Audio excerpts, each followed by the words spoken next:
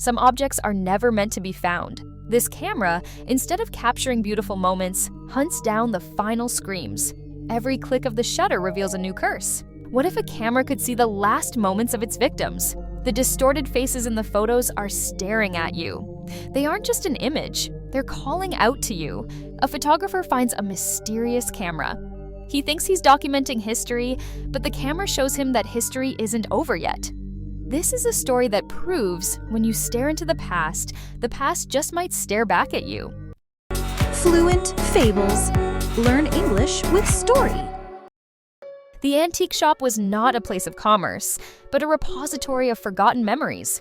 Dust motes danced in the lone sunbeam that pierced the grimy window of fiddler's finds, illuminating a chaos of rusted keys, cracked porcelain dolls, and books with spines like shattered bones. Anya, a freelance photographer with a penchant for the past, felt a strange peace here, a sense of kinship with the discarded. It was in the furthest, most decrepit corner, beneath a shroud of cobwebs, that she found it. The camera was not an elegant artifact. It was a blocky plastic Polaroid 2000, its beige body faded to a sickly yellow, its leather strap frayed, but something about it whispered to her. As her fingers brushed the cold, chipped plastic, a profound sense of melancholy washed over her. Not her own sadness, but an echo of someone else's. It felt like a memory, distant and sorrowful. She felt a phantom weight on her heart, a visceral pang of loss. The shopkeeper, a man whose wrinkles seemed to carry the history of every object he'd ever owned, watched her from behind a stack of weathered atlases. His gaze was a blend of pity and warning. "That one has a story," he grumbled, his voice as dry as parchment. "A bad one, no one buys it. It just sits there, waiting." Anya, captivated by the feeling the camera evoked, paid him a pittance and walked out into the harsh daylight.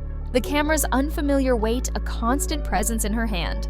Ben, her partner, a software engineer anchored to logic and data, met her with a patient smile when she returned.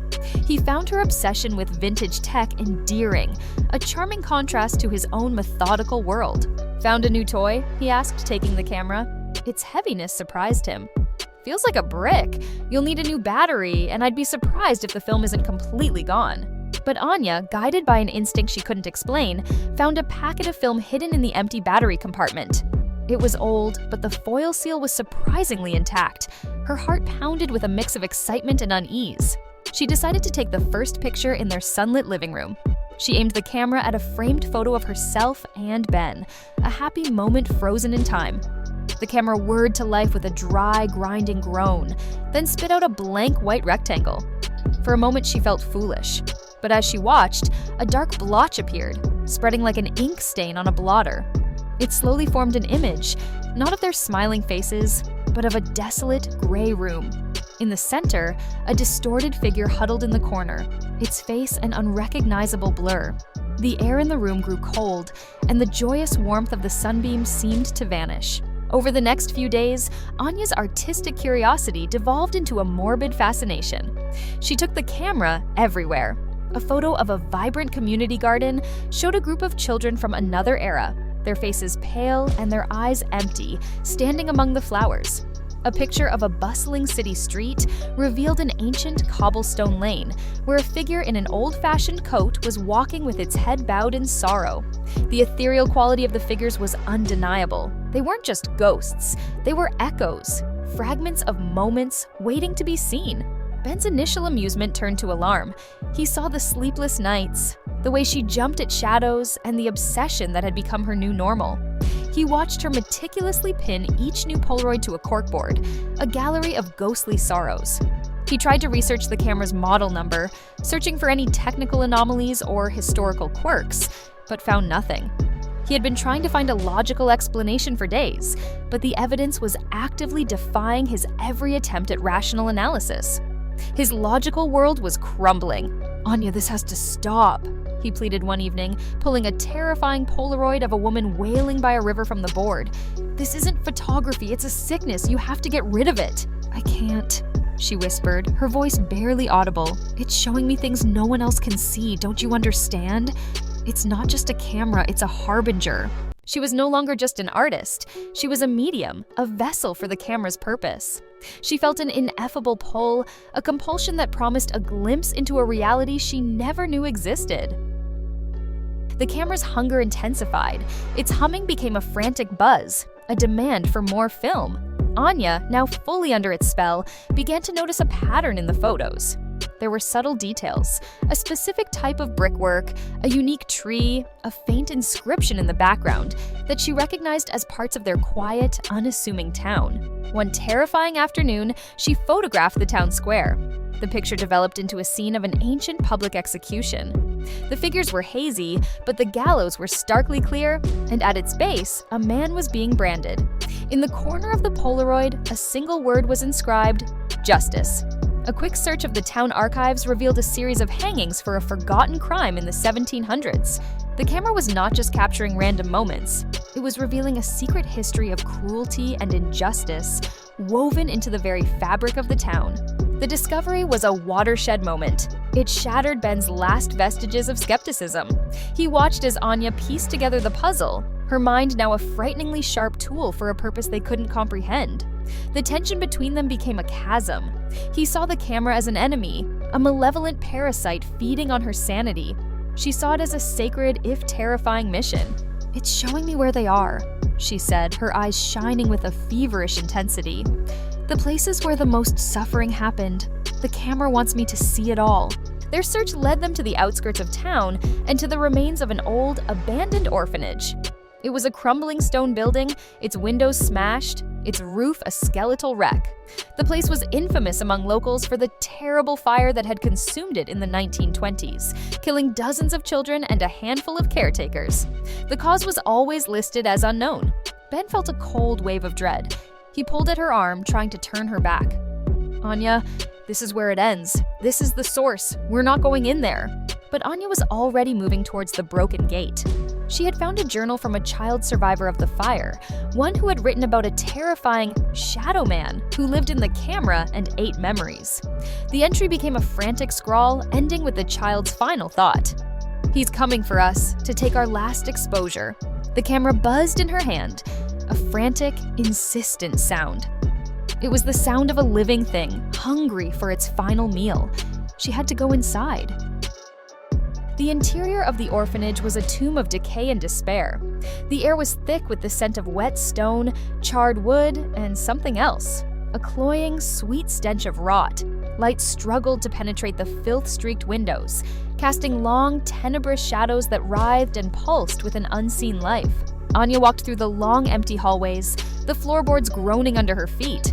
Ben followed close behind, his breath coming in short, panicked gasps.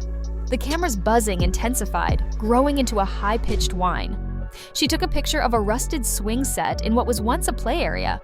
The image developed instantly, showing a dozen ghostly children, their faces pale and their eyes wide with terror.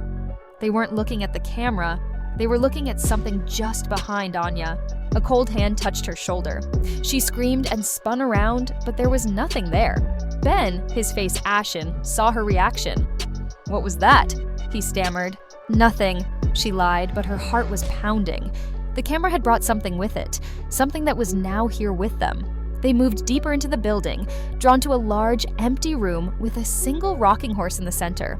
The rocking horse began to move on its own, its rhythmic creaking a haunting lullaby. A faint, glowing mist began to coalesce above it, taking the form of a small child. The children from the photograph appeared, their forms translucent and flickering. They were not looking at Anya or Ben, but at the camera itself, their mouths open in a silent, agonizing scream. The camera shook violently in Anya's hand, the buzzing reaching a fever pitch. A violent maelstrom of ghostly images, faces of the dead from all of her photos, swirled around them. They were trapped in a vortex of pure anguish. "It's not a ghost!" Ben yelled, his voice strained against the rising cacophony. "It's a monster! It feeds on the last moment of its victims. It needs their essence!" He lunged for the camera, but it was too late. The lens, once cracked and cloudy, now glowed with a black, malevolent light, its focus locked on Anya. The shutter clicked with a sound like a pistol shot. Anya, her mind a blank slate of pure terror, realized what she had to do. With a final desperate act of defiance, she pointed the camera away from herself and Ben, towards the empty space of the open doorway. The camera, anticipating its meal, resisted with a force that nearly ripped it from her grasp. But Anya fought its will with every fiber of her being, a final act of human will against its ancient, horrifying desire. She aimed the camera at the empty space beyond the door and pressed the shutter button.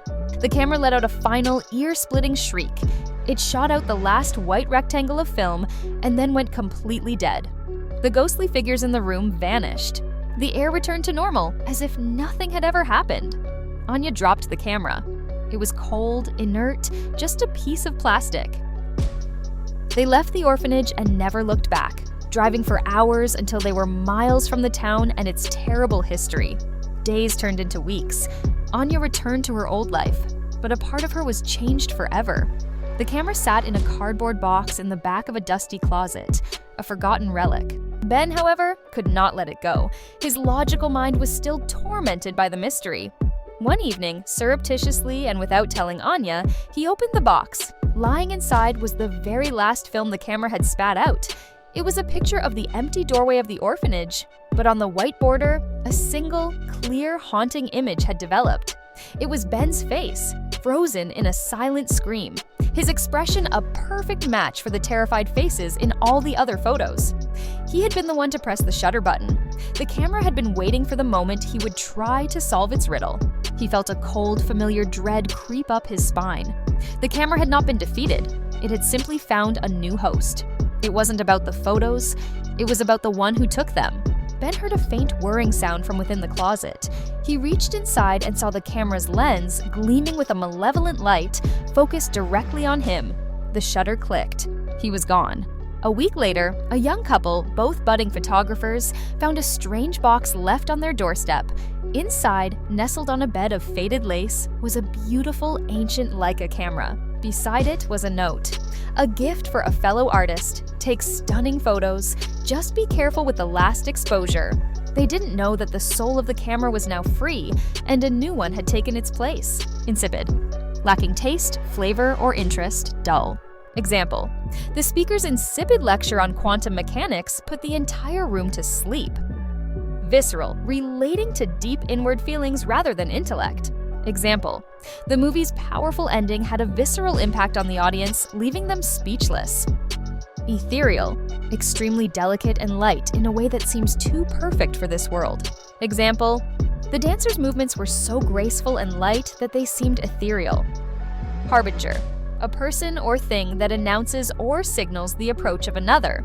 Example: the first robin is a harbinger of spring.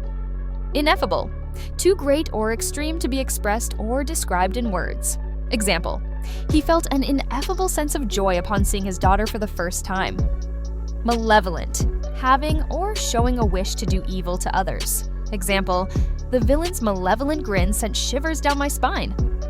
Decrepit, worn out or ruined because of age or neglect. Example: the old mill stood as a decrepit reminder of a bygone industrial era. Surreptitiously, in a way that attempts to avoid notice or attention secretly. Example: she surreptitiously slipped the note under his book when no one was looking. Tenebrous, dark, shadowy, or obscure. Example: the tenebrous cellar was filled with cobwebs and the smell of damp earth. Maelstrom, a situation or state of confused movement or violent turmoil. Example: she was caught in a maelstrom of emotions after hearing the shocking news. Grammar, the past, perfect continuous tense. In the story, we saw the sentence, he had been trying to analyze the film and camera all week, but he couldn't make any logical sense of what was happening. The past, perfect continuous tense is used to talk about a continuous action that started in the past and continued up until another point in the past. It emphasizes the duration of the action. Structure, subject, plus had been, plus verbing, plus isa. Example: before the storm hit, they had been building a shelter for hours. The action of building was continuous and finished just before the storm hit. The secrets of the camera may be over, but the nightmares are just beginning. If you survived this story, hit the like button to show your support. Subscribe and click the bell for more chilling narratives. I want to hear what you think the true meaning of the last photo was, so share your thoughts in the comments. Join us next time for a new tale of terror.